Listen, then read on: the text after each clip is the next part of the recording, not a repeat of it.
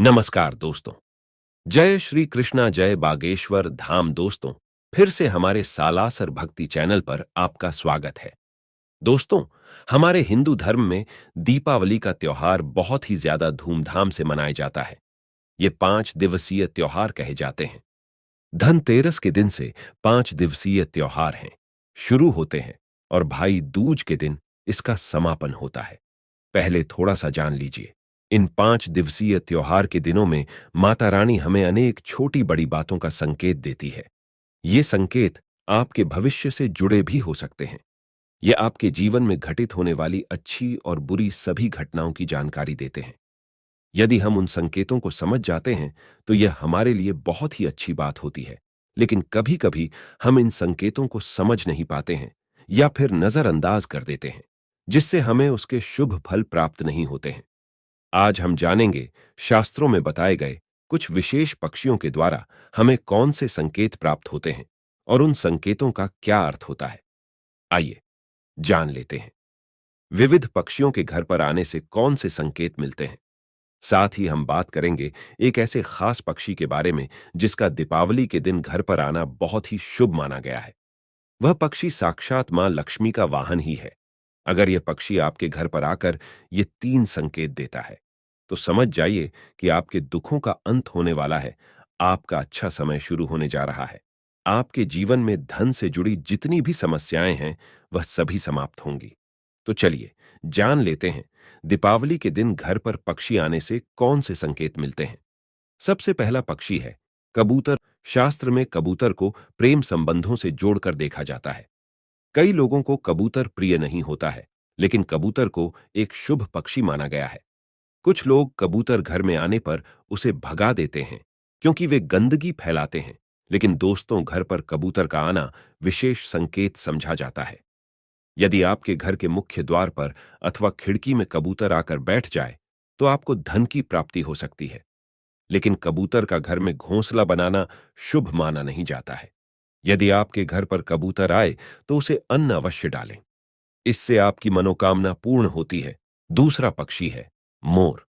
मोर एक बहुत ही शुभ और पवित्र पक्षी माना जाता है। यह मां सरस्वती जी का वाहन होता है। साथ ही यह भगवान कार्तिकेय जी का भी वाहन है। भगवान श्री कृष्ण भी अपने मुकुट में मोर का पंख धारण करते हैं, जिससे यह पक्षी सभी के लिए पूजनीय है। यदि आपके घर पर कहीं से मोर आकर बैठ जाता है तो इसे शुभ संकेत समझना चाहिए। मोर के घर पर आने से उस घर का विकास होता है, उस घर के शत्रुओं का नाश होता है और घर में रहने वाले सदस्यों में प्रेम और विश्वास बढ़ता है। साथ ही मोर के दर्शन होना भी अत्यंत शुभ माना गया है। यदि आप किसी कार्य के लिए जा रहे हैं और आपको मोर के दर्शन हो जाए तो उस कार्य में सफलता मिलने की संभावना भी आ जाती है। लेकिन ध्यान रहे, मोर को मारना बहुत बड़ा पाप माना जाता है। तीसरा पक्षी है चिड़िया। दोस्तों, यदि आपके घर पर चिड़िया आती है और घोंसला बनाने लगती है तो इसे शुभ संकेत समझना चाहिए। माना जाता है कि जिस घर में चिड़िया घोंसला बनाती है उस घर में धन संपत्ति आती है। यदि चिड़िया ने आपके शरीर पर अथवा खासकर आपके सिर पर बीत कर दिया तो यह बिल्कुल भी अशुभ नहीं होता है। यह तो किसी शुभ समाचार का संकेत होता है। आपको जल्दी ही कोई शुभ समाचार मिलने वाला है। घर में भी यदि कहीं भी चिड़िया बीत कर देती है तो यह भी बहुत अच्छा संकेत होता है। दोस्तों, चिड़िया बहुत ही डरपोक पक्षी होती है। वह जल्दी किसी के करीब नहीं जाती है। लेकिन यदि चिड़िया आपके आसपास या आपके घर में बिना किसी डर के आने जाने लगे तो समझिए कि आपके घर में बहुत ही शुभ और सकारात्मक ऊर्जा का संचार है। ऐसे घर में रहना बहुत ही शुभ होता है। यदि किसी दिन बहुत सारी चिड़िया आपके घर की छत पर आकर चहचहाने लगे तो समझिए कि आपके घर में कोई बहुत बड़ा शुभ प्रसंग होने वाला है। कोई खास समाचार मिलने वाला है अथवा किसी विशेष कार्य में सफलता मिलने वाली है। चौथा पक्षी है उल्लू। दोस्तों, उल्लू के विषय में कई ऐसी बातें और मान्यताएं हैं जो आज भी उसे शुभ और अशुभ के बीच में उलझाए रखती है। को अत्यंत शुभ मानते हैं तो कुछ लोग ऐसे भी हैं जो उल्लू को अशुभ समझते हैं। कई लोग उल्लू एक निशाचर पक्षी है जो रात में जागता है और दिन में सोता है। असल में उल्लू की शरीर रचना और उसकी आवाज ऐसी होती है कि कोई भी उसे देखकर डर जाए। शायद इसी कारण से इसे देखना अपशकुन माना जाता है। उल्लू के मुंह से निकलने वाली ध्वनि रात के शांत वातावरण को डरावना बनाती है। उल्लू की आंखें बड़ी और बेहद डरावनी और इंसानों की तरह सामने की ओर होती है। कान भी बड़े होते हैं। चेहरा बादाम के आकार का होता है। उल्लू अपनी गर्दन और आंखों को चारों ओर घुमा सकता है। भयानक दिखने वाले इस पक्षी की आवाज भी बहुत भयानक होती है। ये हमेशा रात में ही चिल्लाते हैं और अपना शिकार करते हैं। इसलिए इनके भयानक रूप के कारण पुराने लोग इसे अशुभ मानते हैं। लेकिन दोस्तों, पुराणों में वर्णित एक कथा के अनुसार लक्ष्मी जी जब स्वर्ग से धरती पर आ रही थी, तो उन्हें सबसे पहले प्राणियों में उल्लू ही दिखा था। क्योंकि वह रात का समय था, तो प्राणियों में उल्लू ही ऐसा था जो जाग रहा था। इसलिए उन्होंने उसी को अपना वाहन बना लिया। इसलिए उल्लू का दिखना या उसकी आवाज सुनाई देना अत्यंत शुभ माना जाता है।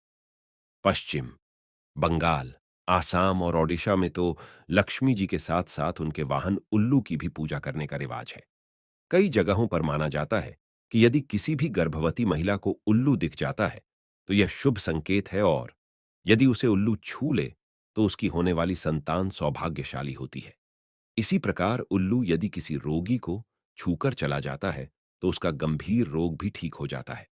यदि कुछ आवश्यक कार्य जैसे नौकरी, परीक्षा आदि के लिए जा रहे हैं और उल्लू दिख जाए, तो यह भी शुभ माना जाता है। सुबह सुबह यदि उल्लू दिखाई दे या उसकी आवाज सुनाई दे, तो यह धन प्राप्ति का संकेत है। इसलिए उल्लू को या उसकी आवाज को कभी भी नजरअंदाज नहीं करना चाहिए। उल्लू की आंखों में आंखें डालकर देखना या उससे नजर मिलाना या मिल जाना यूं तो मुश्किल काम है। फिर भी यदि ऐसा होता है, तो यह अत्यंत शुभ होता है। समझ लीजिए कि आप पर धन की वर्षा होने वाली है। इसी प्रकार से कुछ लोग उल्लू का दिखना या उसकी आवाज सुनाई दे जाने को अपशकुन मानते हैं, क्योंकि उल्लू की आंखों की विशेषता होती है कि वह एक ही समय पर एक आंख से एक दिशा में तथा दूसरी आंख से दूसरी दिशा में देख सकता है। इसीलिए यह कहा जाता है कि उल्लू यदि दाईं ओर देखकर बोलता है, तो यह अशुभ होता है, जबकि यदि बाईं और देखकर बोलता है, तो इसे शुभ माना जाता है। कहते हैं कि उल्लू जिस घर पर बैठ जाता है, वह घर भी जल्दी ही बैठ जाता है, अर्थात बर्बाद हो जाता है। किसी घर पर उल्लू का लगातार बैठना या रोना उस घर और उसमें रहने वाले लोगों के लिए एक अपशकुन का संकेत माना जाता है। परंतु अब यह भी संख्या में कम होते जा रहे हैं। तंत्र साधना में और विशेषकर दिवाली के अवसर पर लक्ष्मी जी को प्रसन्न करने के लिए बड़ी संख्या में इनकी बलि दी जाती है। इसके नाखून, बाल और पंखों को तांत्रिक क्रियाओं में उपयोग किया जाता है। परंतु ऐसा करने वाले यह नहीं समझते हैं कि उल्लू तो स्वयं ही मां लक्ष्मी जी का वाहन है। उसे मारकर तो मां कभी भी प्रसन्न नहीं हो सकती है। इसलिए यदि आप भी उल्लू के पंख या नाखून खरीदते हैं, तो ऐसी भूल कभी ना करें। तो दोस्तों, इस प्रकार से शास्त्रों में इन खास पक्षियों के बारे में बताया गया है। क्या आपके भी घर पर ऐसे पक्षी आते हैं? उम्मीद है आपको यह जानकारी अच्छी लगी होगी। वीडियो को लाइक जरूर करें। कमेंट में जय मां लक्ष्मी अवश्य लिखें। साथ ही चैनल को सब्सक्राइब करें। आप सभी का धन्यवाद।